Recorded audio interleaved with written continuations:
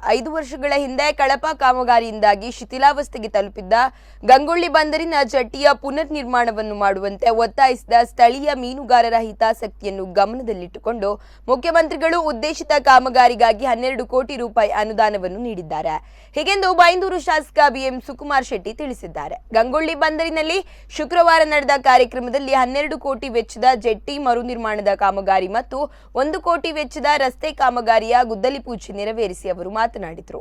ದೇಶವೇ ಕೊರೋನಾ ಸಂಕಷ್ಟವನ್ನು ಎದುರಿಸುತ್ತಿರುವ ಸಂದರ್ಭದಲ್ಲಿ ಇಷ್ಟು ದೊಡ್ಡ ಮೊತ್ತವನ್ನು ನೀಡಿರುವುದು ಮುಖ್ಯಮಂತ್ರಿಗಳಿಗೆ ಹಾಗೂ ಸಂಸದ ರಾಘವೇಂದ್ರ ಅವರಿಗೆ ಮೀನುಗಾರರ ಮೇಲೆ ಇರುವ ಕಾಳಜಿ ತೋರುತ್ತದೆ. ಕಾಮಗಾರಿಯಲ್ಲಿ ಗುಣಮಟ್ಟ ಕಾಯ್ದುಕೊಳ್ಳಲು ಆದ್ಯತೆ ನೀಡಲಾಗಿದೆ. 1 ವರ್ಷದ ಒಳಗೆ ಕಾಮಗಾರಿ ಮುಕ್ತಾಯವಾಗುವ ನಿರೀಕ್ಷೆ ಇದೆ ಎಂದಿದ್ದಾರೆ.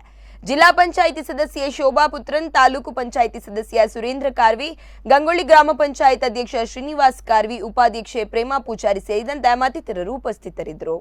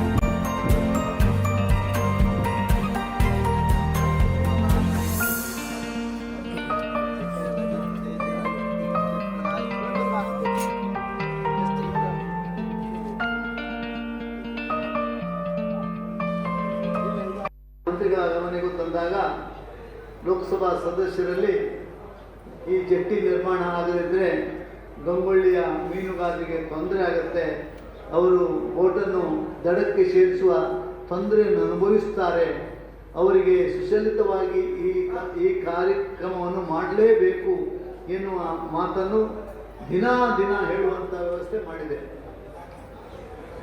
ಮಾನ್ಯ ಮುಖ್ಯಮಂತ್ರಿಗಳು ನಮ್ಮ ಮಾತಿಗೆ ಸಹಕರಿಸಿ ಇದಕ್ಕೆ 12 ಕೋಟಿ ರೂಪಾಯಿಯ ಅನುದಾನವನ್ನು, ಅದು ಈ ಕೊರೋನಾ ಸಂದರ್ಭದಲ್ಲಿ 12 ಕೋಟಿ ಅನುದಾನ ಇಟ್ಟಿದ್ದು ಬಹಳ ದೊಡ್ಡ ಮಟ್ಟದ ವ್ಯವಸ್ಥೆ.